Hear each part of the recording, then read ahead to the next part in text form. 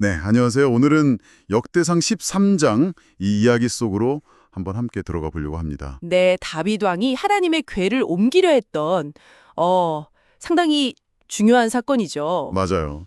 이 궤라는 게 그냥 상자가 아니잖아요. 이스라엘 백성들에게는 뭐랄까 하나님의 임재, 또 음, 언약, 이걸 상징하는 가장 거룩한 물건이었으니까요. 그렇죠. 아주 특별한 의미가 있었죠. 그런데 온 이스라엘이 정말 큰 기대를 가지고 시작했는데 음, 이게 예상치 못한 방향으로 확 흘러가 버려요. 네, 그 과정이 참 드라마틱합니다. 시작은 분위기가 아주 좋았습니다. 다윗이 이제 모든 지휘관들하고 상의를 하고 또 온 이스라엘 회중의 동의까지 얻어서요. 네, 동의를 얻었죠. 오랫동안 좀 잊혀져 있었던 하나님의 궤를 기럇 여아림에서 다시 예루살렘 가까이로 모셔오기로 딱 결정을 한 겁니다. 그 사울 왕 때는 사실 이 궤에 대해서 거의 관심이 없었다고 나오잖아요. 맞아요. 성경에 보면 묻지도 않았다 이렇게 나오니까. 네, 그러니까 다윗은 이제 하나님의 임재를 다시 이스라엘의 중심으로 가져오고 싶었던 그 열망이 굉장히 컸던 것 같아요. 백성들도 다 좋게 여겼다고 하고요. 그래서 다윗이 정말 애굽의 시홀 시내부터 저기 북쪽 하마더기까지 온 이스라엘을 불러 모읍니다. 정말 대규모로 모였겠네요. 네, 그 그룹들 사이에 계신다 이렇게 일컬어지는 여호와 하나님의 궤를 옮기려고 기럇 여아림으로 가는 거죠. 아, 정말 성대한 시작이었어요. 그런데 여기서 이제 운반하는 방식이 조금 눈에 띄어요. 아, 방식이요? 네, 원래 율법을 보면 레위 사람이 직접 어깨에 메어야 한다 이런 규정이 있었거든요. 네네, 그렇죠. 근데 이번에는 센수레에 싣고 아비나답의 집에서 가져옵니다. 우사하고 아히오 이 두 사람이 수레를 몰았고요. 아, 뭔가 처음부터 조금 예전과는 다른 방식으로 진행된 거네요. 그렇죠. 약간의 편법이라고 볼 수도 있겠고 아니면 그냥 새로운 방식이라고 생각했을 수도 있고요. 네, 하지만 뭐 그 당시 분위기 자체는 정말 축제였다고 해요. 다윗이랑 온 이스라엘 무리가 하나님 앞에서 막 힘을 다해서 뛰놀고 기뻐했다고 기록되어 있거든요. 네, 정말 신었던 거죠. 수금, 비파, 소고, 재금, 나팔 뭐 온갖 악기를 다 동원해서 연주했으니까 그 열기가 얼마나 대단했을지 상상이 갑니다. 그런데 이제 그 축제가 한창일 때 기돈의 타작마당이라는 곳에 이르렀을 때 갑자기 문제가 생깁니다. 어떤 문제였죠? 소들이 갑자기 막 뛰면서 괴가 실린 수레가 흔들린 거예요. 아, 네. 그러자 이제 수레를 몰던 우사라는 사람이 이걸 보고 반사적으로 손에 쫙 뻗어서 괴가 떨어지지 않게 붙잡은 거죠. 위험했네요. 어떻게 보면 괴를 보호하려고 하는 행동인데요. 그렇죠. 얼핏 보면 정말 당연하고 어떻게 보면 잘한 행동처럼 보일 수도 있는데 그런데 바로 그 순간 하나님께서 진노하셔서 우사를 치셨고 그 자리에서 그냥 직사하고 맙니다.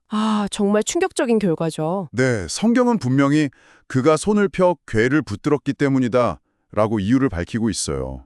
순식간에 그 기쁨의 축제가 완전 비극, 공포의 현장으로 변해버린 거죠. 바로 이 지점에서 우리가 정말 좀 깊이 생각해 볼 문제가 드러나는 것 같아요. 네, 그러니까 우사의 행동 자체는 뭐랄까 괴를 지키려는 선한 의도에서 나왔을 수 있잖아요. 네, 그랬을 가능성이 높죠. 하지만 하나님의 그 거룩함 앞에서는 인간의 어떤 판단이나 의도보다는 정해진 질서 그리고 경외함 이런 게 더 우선시 된다는 걸 아주 극명하게 보여주는 사건인 거죠. 아, 단순히 그냥 규칙을 어겼다 이 차원을 넘어서는 거군요. 그렇죠. 신성한 영역을 대하는 인간의 자세 자체에 대해서 질문을 던지는 거라고 볼 수 있습니다. 그렇네요. 단순히 뭐 규칙 하나 어겼다고 이렇게까지 됐을까 싶었는데 그 거룩하신 하나님께 다가가는 방식이 잘못됐을 때 어떤 결과가 올 수 있는지를 보여주는 것 같기도 하고요. 다윗도 그래서 처음에는 이 일에 좀 붕괴했다고 하잖아요. 네, 처음엔 분모했지만 그게 곧바로 엄청난 두려움으로 바뀝니다. 맞아요. 내가 어떻게 하나님의 궤를 내 있는 곳으로 모셔올 수 있겠는가 이렇게 말하면서 두려워했고 결국 궤를 예루살렘으로 가져오려던 계획을 일단 멈추죠. 네, 중단하게 됩니다. 대신에 이제 근처에 살던 가드 사람 오벳 에돔이라는 사람의 집으로 궤를 옮겨서 임시로 두게 해요. 그런데 여기서 또 놀라운 일이 벌어지잖아요. 맞습니다. 반전이죠. 그 두려움 때문에 옮겨놨던 그 궤가 오베데돔의 집에는 오히려 엄청난 축복을 가져다 줬다는 거예요. 석 달 동안 궤가 그 집에 머물렀는데 그동안 하나님께서 오베데돔의 집이랑 그의 모든 소유에 복을 내리셨다고 기록되어 있어요. 우사의 죽음 그리고 오벳 에돔의 축복. 아, 정말 극명한 대조입니다. 네, 정말 그렇죠.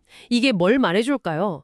하나님의 임재, 그러니까 그 거룩함 자체가 뭐 위험하다거나 아니면 축복을 준다거나 이런 이중적인 성격을 가진다기보다는 아, 그것을 대하는 우리 인간의 태도, 또 그 방식에 따라서 결과가 이렇게 달라질 수 있다는 걸 보여주는 거죠. 오래되돔이 구체적으로 어떻게 괴를 모셨는지는 자세히 안 나오지만 분명 뭔가 다른 태도가 있었겠네요. 네, 분명 경외함으로 대했을 때 그 괴가 축복의 통로가 된 것이라고 봐야겠죠? 오늘 이렇게 살펴본 역대상 13장 이야기가 참 우리에게 많은 생각을 하게 만드는 것 같아요. 뭐랄까, 뜨거운 열정이나 좋은 의도만으로는 충분하지 않을 수 있다. 네, 그런 점이 있죠. 특히 거룩한 가치나 아니면 절대적인 힘을 대할 때는 정해진 방식 그리고 그에 합당한 깊은 경외심 이게 꼭 필요하다는 메시지를 던져주는 것 같습니다. 마지막으로 여러분께 이런 질문을 한번 던져보고 싶습니다. 한순간의 접촉으로 죽음에 이른 웃사, 그리고 똑같은 괴를 모시고 큰 복을 받은 오베데동. 이 정말 극적인 차이가 신성함 혹은 절대적인 힘을 마주하는 우리의 태도에 대해 무엇을 말해주고 있을까요? 아, 정말 생각해볼 문제네요. 네, 그 경외심 어린 순종과 또 인간적인 열심 사이에서 우리는 어떤 균형을 찾아야 할지 한번 깊이 곱씹어 볼 만한 문제인 것 같습니다.